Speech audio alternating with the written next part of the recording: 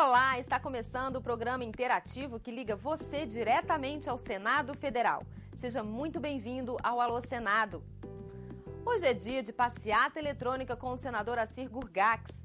No Fala Cidadão, você pergunta e a gente dá o retorno sobre o Código Florestal, o trem de alta velocidade em São Paulo e o que diz a lei sobre quem pode julgar um presidente da República. E mais, porque a lei que fixa o piso salarial dos professores não está sendo cumprida, a punição para quem maltrata animais e as perspectivas para o projeto de lei que acaba com o fator previdenciário. O Alô Senado começa agora. Há pouco mais de um ano, o Supremo Tribunal Federal decidiu pela constitucionalidade da lei que fixou um piso nacional para o salário dos professores. Mas essa lei ainda não é cumprida em todo o território nacional. Estados e municípios alegam não ter o dinheiro para bancar o piso salarial dos professores.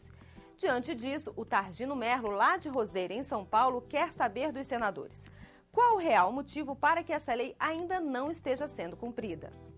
Com a palavra, o senador Wellington Dias. Targino, eu devo dizer para você o que eu dizia quando era governador. O Piauí está trabalhando para cumprir o piso nacional de R$ 1.450. É esse o valor do piso fixado pelas regras atuais pelo Congresso Nacional. Se o Piauí pode cumprir, que estado brasileiro não pode? Eu acredito, Targino, que nesse caso é preciso que haja mesmo um compromisso com a educação. Hoje, apenas 7 estados e o Distrito Federal pagam aos professores o piso salarial definido por lei, que é de R$ 1.450. E lá de Curitiba, a capital do Paraná, o Sérgio Augusto Dibner Maravalhas manda uma sugestão. Ele propõe a criação de um projeto de lei que estabeleça punições mais severas a quem maltrata animais. Segundo o Sérgio, com isso, a sociedade ficará mais segura e equilibrada. Sérgio, o Alô Senado levou a sua mensagem ao senador Randolfo Rodrigues. Sérgio, nós já temos um instrumento para isso, que é a Lei de Crimes Ambientais. A Lei de Crimes Ambientais já reza a punição de quem promove ou realiza qualquer tipo de maltrato ou quem, indiscriminadamente, fora dos períodos legais previstos, procede à caça de animais e ou a procura e caça de animais em extinção. Então, nós já temos um instrumento para isso, que é a Lei de Crimes Ambientais. Não vejo nenhuma oposição em agravarmos o que já existe, mas já temos uma legislação em que estabelece esses dispositivos. Senhor senador Inácio Arruda, o senhor ainda acha que há condições do Congresso garantir um projeto, uma lei do Código Florestal capaz de garantir a sustentabilidade ambiental para as próximas gerações? Olá, Diógenes, um grande prazer conversar com você. Aqui é que nós temos a representação mais diversa da sociedade brasileira. E exatamente por isso é que produzimos durante os últimos, digamos assim, 30 anos de Brasil, talvez a melhor legislação ambiental do mundo.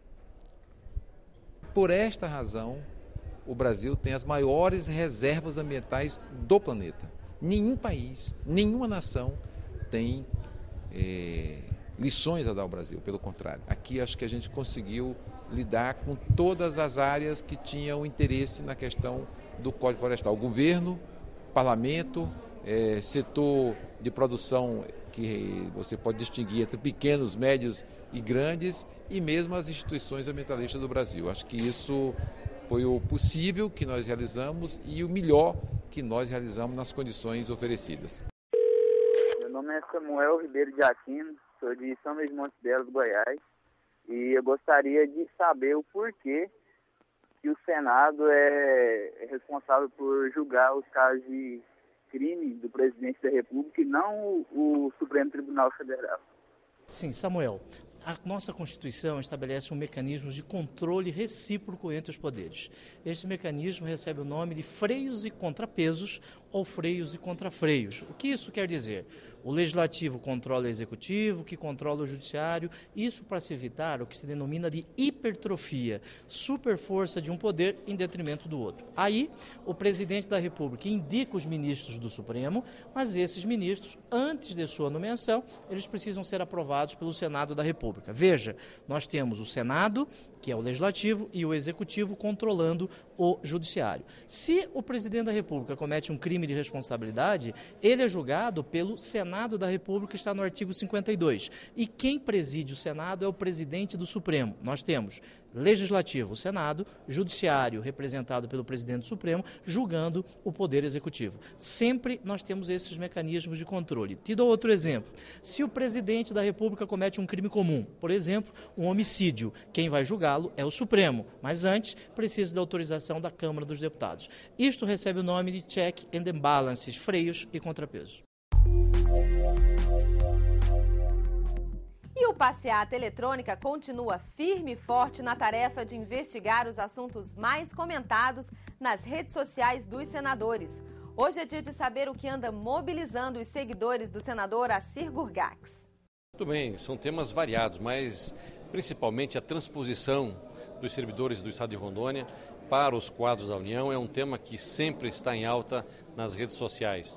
A recuperação da BR-364 também sempre é um tema que é muito debatido nas redes sociais. E aquilo que acontece na nossa Comissão da Agricultura. Temas como cooperativismo, a reforma do Código Florestal.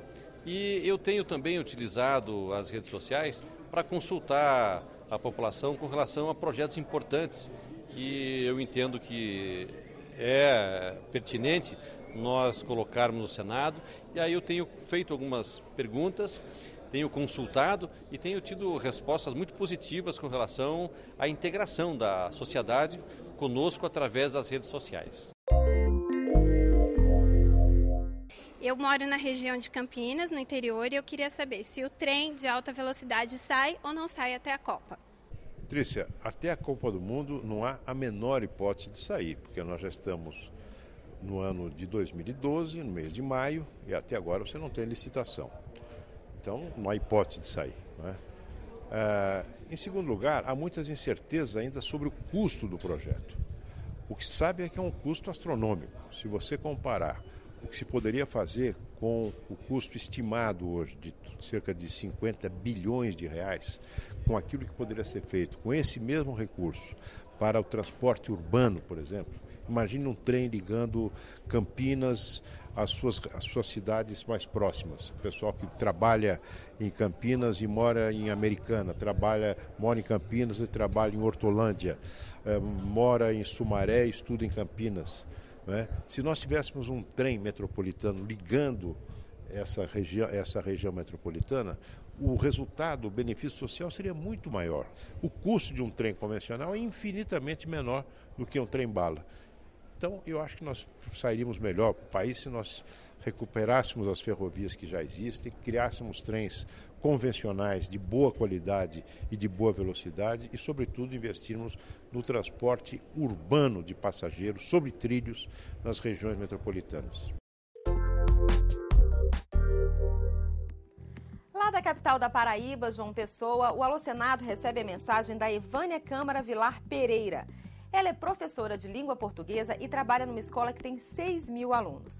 A Evânia conta que postou no site da escola o documentário da TV Senado sobre Graciliano Ramos. A postagem foi um sucesso e o acesso se estendeu à família dos alunos. Evânia, a equipe da TV Senado agradece a mensagem e lembra que o documentário Relatos da Sequidão, o Poder e a Quase Vida de Graciliano Ramos, assim como qualquer programa produzido pela TV Senado, está disponível para download na internet. Basta acessar a página da TV Senado, www.senado.gov.br/TV e clicar em Documentários no lado esquerdo da tela. Entra programa, sai programa e um assunto que nunca sai do Alô Senado é a Previdência Social. Mais precisamente o fator previdenciário, que limita os ganhos dos aposentados e pensionistas. O José Alves do Nascimento, também de João Pessoa, mandou para a gente uma pergunta bem objetiva. Ele quer saber se a exclusão do fator previdenciário está na pauta do Senado nesse primeiro semestre de 2012 em caráter definitivo. Quem responde é o senador Paulo Paim. Meu amigo José Alves, o projeto da exclusão do fator previdenciário, o Senado já aprovou de minha autoria há mais ou menos 5 anos atrás. Se encontra lá na Câmara dos Deputados, está na pauta da Câmara. Vamos torcer para que a Câmara dos Deputados vote ainda esse mês pelo compromisso assumido com uma comissão que foi montada para estudar o meu projeto. Essa comissão, votando a matéria, com algumas alterações, ela volta para o Senado. E aqui no Senado, ainda esse ano, com certeza, espero eu, antes do recesso, a gente vota. Mas a Câmara tem que votar primeiro. O Senado já fez o dever de casa, o projeto é de minha autoria, o Senado aprovou por unanimidade o fim do fator.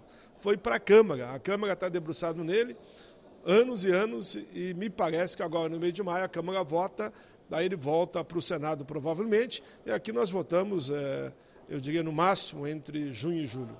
E por hoje é só. O Alô Senado volta com um novo programa na semana que vem e espera contar com a sua participação.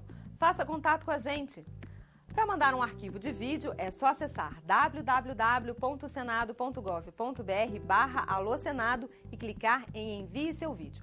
Por telefone, ligue de graça para o 0800 61 22 11. E para mandar a sua mensagem escrita pela internet, o endereço é www.senado.gov.br/tv. A gente se vê no próximo Alô Senado. Até lá!